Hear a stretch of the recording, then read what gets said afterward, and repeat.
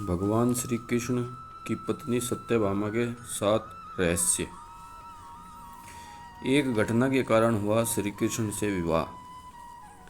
सत्यभामा अवतिका उज्जैन के राजा सत्यजित की पुत्री थी। सत्यजित के पास एक बहुत ही कीमती और चमत्कारिक मणि थी। कहते हैं कि उसमें से स्वर्ण उत्पन्न होता था। एक दिन सत्यजित का भाई परसेन उस मणि को धारण कर शिकार के लिए निकल गया। बहुत काल तक नहीं लौटने पर सत्यजित को लगा कि श्री कृष्ण ने उसे मारकर मणि चुरा ली है। जब इसकी चर्चा आम होने लगी तो श्री कृष्ण को बहुत बुरा लगा कि लोग उन्हें चोर समझ रहे हैं। ऐसे में परसेन को ढूंढने स्वयं जंगल गए। जंगल में उन्होंने परसेन और उसके घोड़े को मरा हुआ पाया। उन्होंने बाद में खोजा तो पता चला कि यह मणि एक रीछ के पास है। वह कोई और नहीं, राम भक्त जामवंत थे। उन्होंने उनके साथ युद्ध किया। जब जामवंत हारने लगे तो उन्हें प्रभु श्री राम को पुकारा। श्री कृष्ण को तब राम रूप में प्रकट होना पड़ा।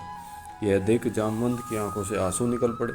उन्होंने मणि के साथ ही अपनी पुत्री जामवंती को भी श्री कृष्ण को सौंप दिया। भगवान उस मणि को लेकर वापस आते हैं और जब वो मणि सत्यजित को दी गई तो सत्यजित को बहुत दुख हुआ, ग्लानि भी हुई, लज्जा भी आई कि मैंने श्री कृष्ण जी पर ना की हत्या और चोरी का आरोप लगाया। उसने श्री कृष्ण से क्षमा मांगी और कहा कि मैं अपनी ग्लानि को मिटाना चाहता हूँ। इसके लिए मेरी पुत्री सत्यभामा को मैं आपको सौंपता हूँ, आप उसे स्वीकार करिए। और उसने कहा यह मणि भी आप रखिए दहेज में। श्री कृष्ण ने कहा यह मणि तो आफत का काम है, यह मैं नहीं रख सकता, यह तो आप ही रखिए। सबसे सुंदर। कहते हैं कि सत्यभामा भगवान श्री कृष्ण की सबसे सुंदर पत्नी थी। श्री कृष्ण रुक्मणी के बाद सबसे ज़्यादा समय सत्यभामा के पास ही बिताते थे। सत्यभामा को एक और जहाँ अपने सुंदर होने और श्रेष्ठ घराने की राजकुमारी होने का घमंड था। सत्यभामा श्री कृष्ण के पुत्र पुत्री भानु, सुभानु, स्वरभानु, परभानु, भानुमान, चंद्रभानु, वृद्ध भानु, अति भानु, श्री भानु और प्रतिभानु। वीर योद्धा। सत्यभामा युद्ध कला में भी कुशल थी। नरकासुर से युद्ध के समय सत्यभामा ने ही श्री कृष्ण का साथ दिया था। चिर यौवना का वरदान।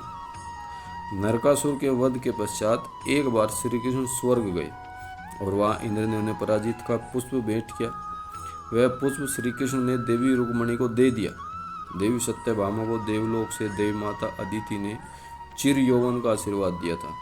तभी नारद जी आए और सत्यभामा को पारिजात पुष्प के बारे में बताया कि उस पुष्प के प्रभाव से देवी रुक्मणी भी चिर यौवन हो गई हैं। यह जान सत्यभामा क्रोधित हो गई और श्री कृष्ण से पारिजात वृक्ष लेने की जिद करने लगी। सत्यभामा के पूर्व जन्म की कथा।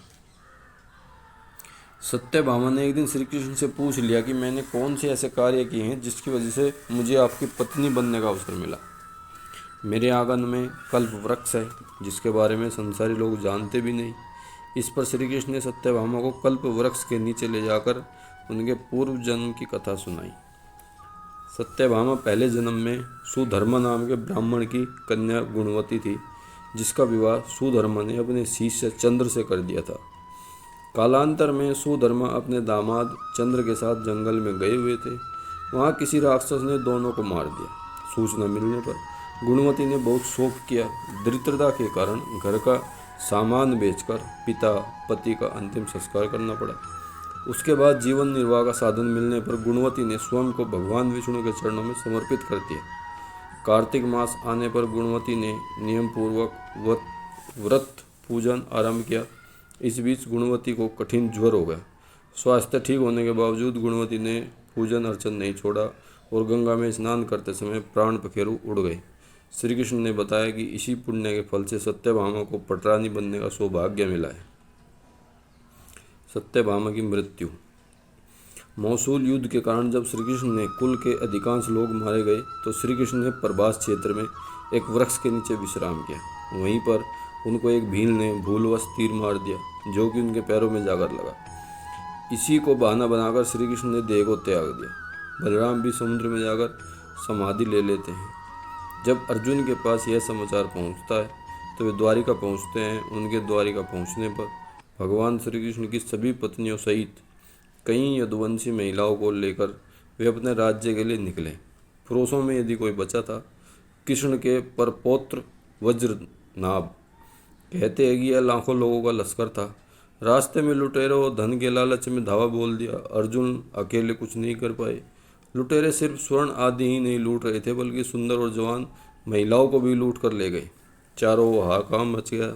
जैसे तैसे अर्जुन यदुवंश की बची हुई स्त्री व बच्चों को लेकर इंद्रप्रस्थ पहुंचते हैं, जिसमें श्री कृष्ण की पत्नियां भी थीं।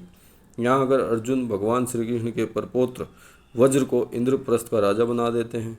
इसके बाद श्री कृष्ण की पत्नियों ने अग्नि में कूदकर जान दे दी और कुछ तपस्या करने वन चली गई। अगर कहानी अच्छी लगी हो तो चैनल को सब्सक्राइब करें और वीडियोस को ज़्यादा से ज़्यादा लाइक करें। थैंक यू, धन्यवाद।